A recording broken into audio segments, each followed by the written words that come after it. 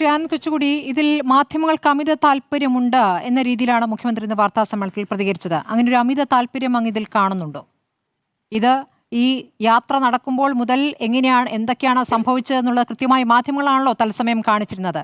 ഈ KSU പ്രവർത്തകരെയും youth Congress പ്രവർത്തകരെയും മർദ്ദിച്ചതടക്കം, കരിങ്കൊടി കാണുമ്പോൾ തന്നെ ഹാലിളകുന്ന രൂപത്തിൽ പോലീസ് പ്രവർത്തിച്ച വിധം, ഈ കരിങ്കൊടി സമരത്തെ എങ്ങനെയാണ് CPM വിശേഷിപ്പിച്ചതെന്ന് നമ്മൾ അന്ന് കണ്ടതാണ്. പൂച്ചട്ടി എടുത്ത് മർദ്ദിച്ചത് നമ്മൾ കണ്ടതാണ്. എ.ഡി. തോമസ് അടക്കമുള്ളവർക്ക് കിട്ടിയ മർദ്ദനവും നമ്മൾ കണ്ടതാണ്. അപ്പോൾ ഇതൊക്കെ അന്ന് മാധ്യമപ്രവർത്തകർക്ക് ഒരു അമിത താല്പര്യം കൊണ്ട് റിപ്പോർട്ട് ചെയ്ത കാര്യമല്ലല്ലോ. അല്ല, അന്ന് അമിത താല്പര്യം മാധ്യമപ്രവർത്തകർ കാണിച്ചിട്ടുണ്ടെങ്കിൽ അതിൻ്റെ ഗുണഭോക്താവ് ആയിരുന്നത് ബഹുമാനപ്പെട്ട അന്നത്തെ പ്രതിപക്ഷ നേതാവായിരുന്ന ഇപ്പോഴത്തെ മുഖ്യമന്ത്രി VD സതീശനും കോൺഗ്രസും UDF-ഉം ഒക്കെ തന്നെയാണ്. അന്ന് മാധ്യമങ്ങൾ വളരെ ജാഗ്രതയോടുകൂടി ഇതെല്ലാം പൊതുസമക്ഷം ഇതെല്ലാം ടെലികാസ്റ്റ് ചെയ്യുകയും ഇതിലുള്ള ഏറ്റവും എന്താ പറയുന്നത്, ഇതിൽ ഈ രക്ഷാപ്രവർത്തനം എന്ന് പറഞ്ഞ് മുഖ്യമന്ത്രി അതിനെ ലാഘവത്തോടെ അദ്ദേഹത്തിൻ്റെ സ്വതസിദ്ധമായ ശൈലിയിൽ അന്നത്തെ മുഖ്യമന്ത്രി പിണറായി വിജയൻ അതിനെ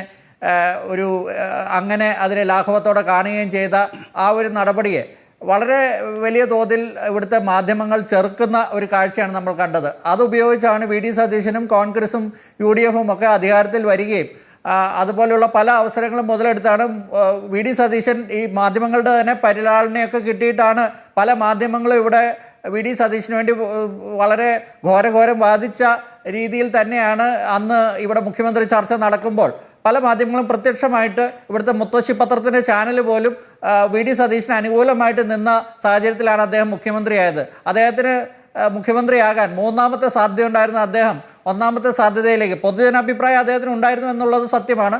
പക്ഷേ പാർട്ടിയിൽ അദ്ദേഹത്തിന് മൂന്നാമത്തെ സാധ്യതയായിരുന്നു ഉണ്ടായിരുന്നത്.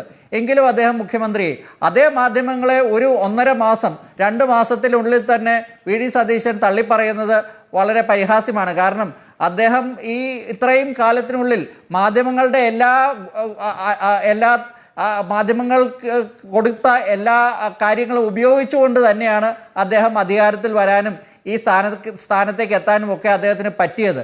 പിന്നെ ഇവിടെ ഈ പൊളിറ്റിക്കൽ ഡിസിഷൻ എന്ന് പറയുന്ന ഒരു കാര്യമുണ്ടല്ലോ. പൊളിറ്റിക്കൽ വില്ല് മാത്രമല്ല, പൊളിറ്റിക്കൽ ഡിസിഷൻ ഇതിൻ്റെ അകത്ത് നമ്മൾ നോക്കേണ്ടതുണ്ട്. ഇവിടെ റവാഡ ചന്ദ്രശേഖറിന് ഈ റിപ്പോർട്ട് ഷൗക്കത്ത് അലി SIT തലവൻ കൊടുത്തത് ജൂൺ 23-നാണ്.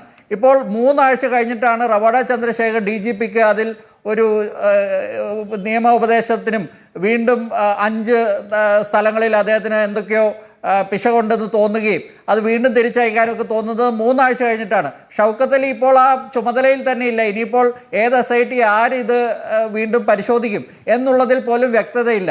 ഇപ്പോൾ ഇതിൽ 2 സാധ്യതയാണ് ഞാൻ കാണുന്നത്.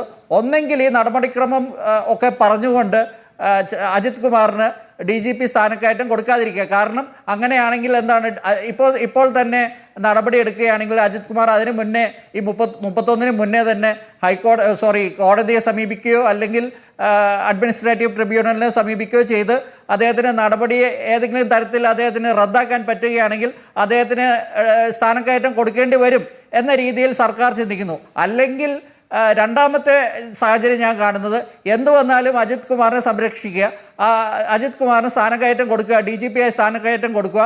അങ്ങനെ ഒരു രീതിയിലാണ് രണ്ടാമത്തെ പോസിബിലിറ്റി. ഈ 2 പോസിബിലിറ്റിയെ ഞാൻ കാണുന്നുള്ളൂ. അല്ലാതെ ഇവിടെ DGP-യുടെ ചുമലിൽ, ഹോം സെക്രട്ടറിയുടെ ചുമലിലൊക്കെ ഇതിനെ സാങ്കേതികത്വം പറഞ്ഞുകൊണ്ട് UDF-നോ കോൺഗ്രസിനോ മുഖ്യമന്ത്രിക്കോ ആഭ്യന്തരമന്ത്രിക്കോ ഇതിൽ നിന്ന് കൈ കഴുകാൻ പറ്റുകയില്ല എന്നാണ് എനിക്ക് തോന്നുന്നത്.